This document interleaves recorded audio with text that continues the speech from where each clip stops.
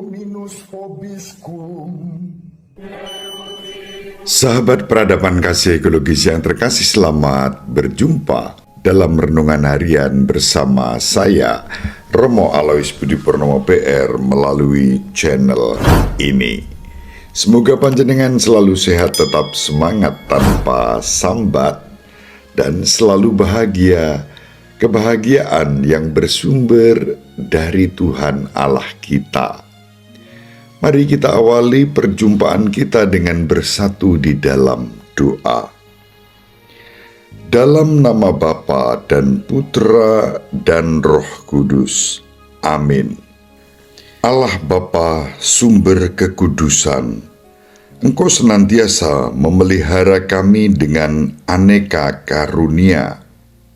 Tuntunlah kami agar hidup dalam kebenaran dan kekudusan, sebagaimana diajarkan Putramu, Tuhan kami, Yesus Kristus, agar kami terus membangun sikap pertobatan yang sejati, yang selalu dianugerahkan kepada kami, kesempatan dan pengharapan berubah dan mengarahkan hidup kami kepadamu.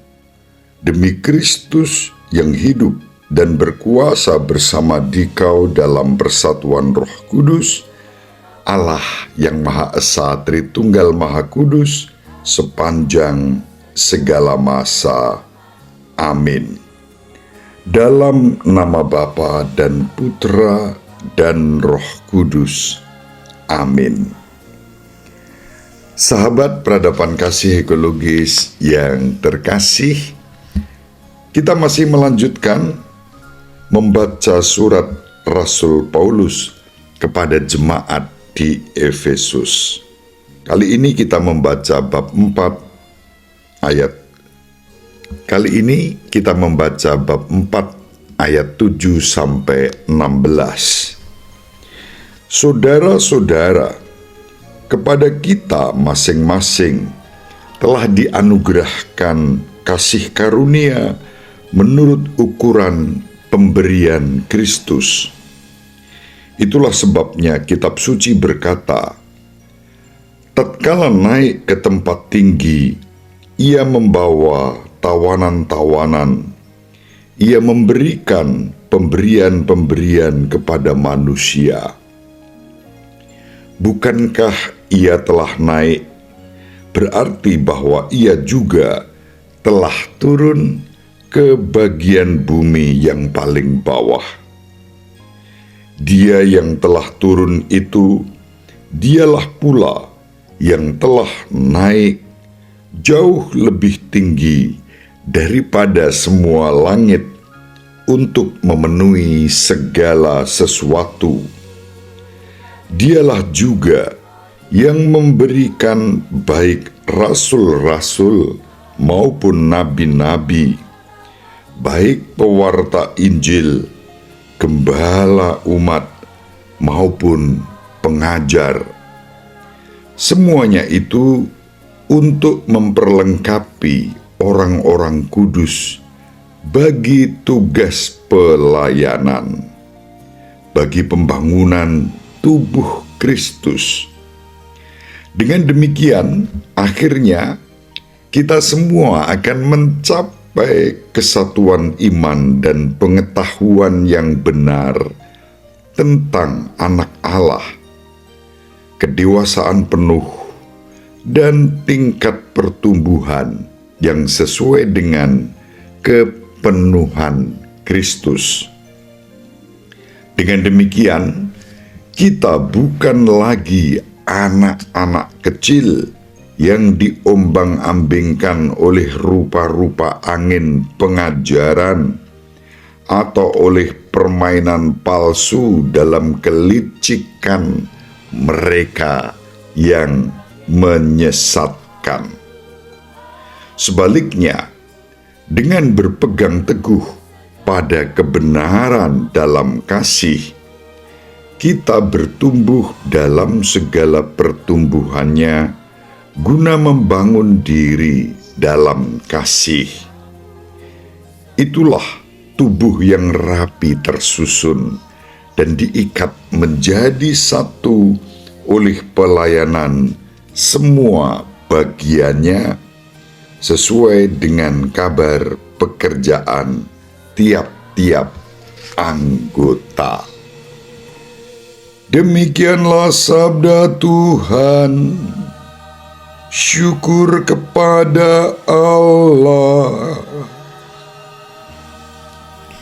Sahabat peradaban kasih ekologis yang terkasih, sebelum kita merenungkan surat Santo Paulus kepada jemaat di Efesus, baik kalau kita lengkapi dengan membaca Injil yang juga akan kita renungkan, karena tentu selalu berkaitan antara bacaan pertama dan Injil.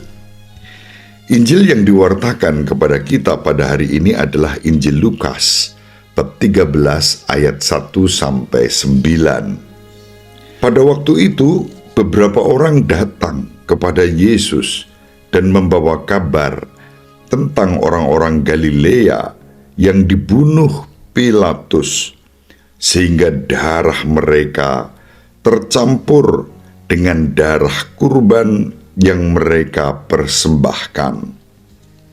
Berkatalah Yesus kepada mereka, "Sang kamu, orang-orang Galilea ini lebih besar dosanya. Sang kamu, orang-orang Galilea ini lebih besar dosanya daripada semua orang Galilea yang lain, karena mereka mengalami nasib seperti itu. Tidak, kataku kepadamu. Tetapi jika kalian tidak bertobat, kalian semua pun akan binasa dengan cara demikian. Atau sangkamu ke-18 orang yang mati ditimpa menara dekat Siloam lebih besar kesalahannya daripada semua orang lain yang tinggal di Yerusalem? Tidak, kataku kepadamu. Tetapi jikalau kalian tidak bertobat, kalian semua pun akan binasa dengan cara demikian." Kemudian Yesus menceritakan perumpamaan ini. Ada seorang mempunyai sebatang pohon ara yang tumbuh di kebun anggurnya. Ia datang mencari buah pada pohon itu, tetapi tidak menemukannya. Maka berkatalah ia kepada pengurus kebun anggur itu, "Sudah 3 tahun aku datang mencari buah pada pohon ara itu, namun tidak pernah menemukannya. Sebab itu tebanglah pohon itu. Untuk apa pohon itu hidup di tanah ini dengan percuma?" Pengurus kebun anggur itu menjawab, "Tuan, biarkanlah pohon ini tumbuh selama 1 tahun ini lagi.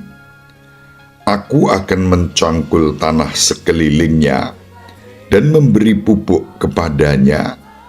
Mungkin tahun depan akan berbuah. Jika tidak, tebanglah." Sahabat peradaban kasih ekologis yang terkasih, baik bacaan yang pertama yang dikutip dari surat Santo Paulus kepada jemaat di Efesus, maupun Injil yang diwartakan kepada kita, mengajak kita untuk membangun sikap yang benar sebagai anggota gereja yang satu, kudus, katolik, dan apostolik. Sikap yang benar ditunjukkan bukan dengan cara-cara penyesatan sebagaimana disampaikan oleh Santo Paulus, bahwa selalu akan ada orang yang memiliki permainan palsu dalam kelicikan mereka yang menyesatkan. Dan karena itu kita tidak boleh diombang-ambingkan atau menjadi ragu, bingung, terombang-ambing dalam gelombang-gelombang penyesatan yang seperti itu. Yang terpenting adalah kita berpegang pada ajaran yang benar yang kita terima dari Kristus, dan deposit iman itu kita hidupi bersama dengan gereja yang satu, kudus, katolik, dan apostolik. Itu kriteria dasar bagaimana kita dapat mengerti kebenaran-kebenaran yang sejati. Tuhan kita Yesus Kristus juga menghadapi kelicikan-kelicikan yang selalu ditujukan kepadanya, terutama oleh orang-orang Farisi, ahli Taurat, imam-imam kepala, yang kerap kali datang kepada Yesus untuk menjebak, menyerang, mencobai Yesus. Orang-orang itu merasa diri paling benar, paling baik, paling taat hukum Taurat, dan dengan demikian juga merasa diri paling suci. Maka mereka hendak mencobai Yesus dengan membawa kabar tentang orang-orang Galilea yang dibunuh Pilatus. Mereka menyangka orang-orang itu mengalami nasib yang tragis karena mereka berdosa. Yesus menyadarkan melalui kisah lain, bahkan disebutkan ada orang-orang yang jumlahnya 18 mati ditimpa menara dekat Siloam. Yesus mengangkat kisah tragis ini untuk menunjukkan kepada orang-orang yang licik, orang-orang yang mau menyesatkan itu, dengan menyatakan bahwa mereka yang mengalami nasib tragis seperti itu bukan karena mereka berdosa. Kerap kali peristiwa-peristiwa tragis, musibah-musibah terjadi dalam hidup kita bukan karena kedosaan, tetapi karena Allah sendiri yang mengizinkan peristiwa itu terjadi untuk membangun sikap tobat dalam diri kita. Orang yang saleh dan benar terus dipanggil untuk bertahan di dalam kesalehan dan kebenarannya, dan tidak mudah diombang-ambingkan oleh hal-hal yang menyesatkan, yang membuat orang menjadi bingung. Semua yang menyesatkan dan yang membingungkan itu biarlah terjadi. Mereka yang menjadi penyebar kesesatan itu pasti pada saatnya akan menanggung akibat dari apa yang sudah dilakukannya. Sahabat peradaban kasih ekologis yang terkasih, yang terpenting bagi kita adalah bagaimana upaya untuk membangun sikap tobat itu terus bertumbuh di dalam diri kita. Dan itu dinyatakan melalui perumpamaan tentang pohon ara yang disampaikan oleh Yesus kepada orang banyak dalam Injil hari ini. Pohon ara yang 3 tahun tidak berbuah. Lalu Yesus minta pohon yang tidak berbuah itu tebang saja. Syukur pada Allah, ada pengelola kebun anggur yang bijaksana, yang memohon kepada Sang Tuan untuk diberilah kesempatan setidaknya 1 tahun. Tanah akan digemburkan, pupuk akan ditaburkan. Barangkali pohon itu akan berbuah. Bila tidak, tahun depan tebanglah. Sahabat peradaban kasih ekologis yang terkasih, yang menarik adalah kisah ini kita baca sebagaimana adanya setiap tahun. Ketika tahun depan kita membaca atau setiap saat kita membaca kisah ini, selalu berilah kesempatan tahun depan tebanglah.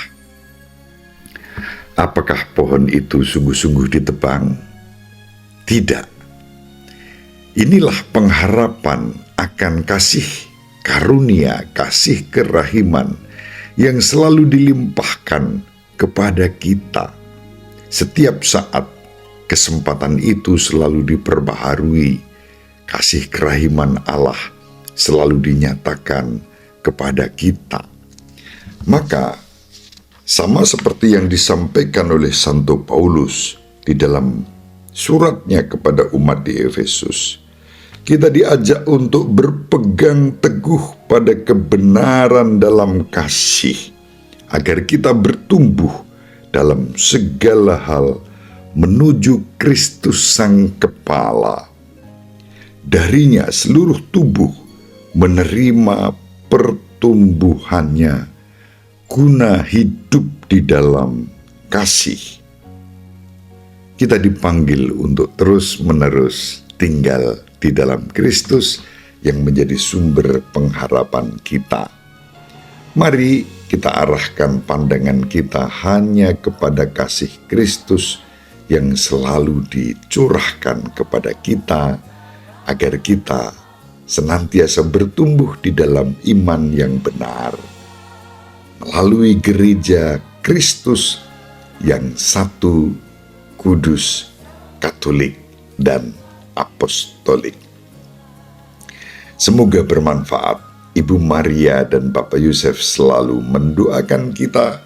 Semoga panjenengan semua sahabat peradaban kasih ekologis yang terkasih bersama seluruh anggota keluarga dimanapun berada dibimbing, dilindungi, dan diberkati oleh Allah yang Maha Kuasa, Bapa dan Putra dan Roh Kudus.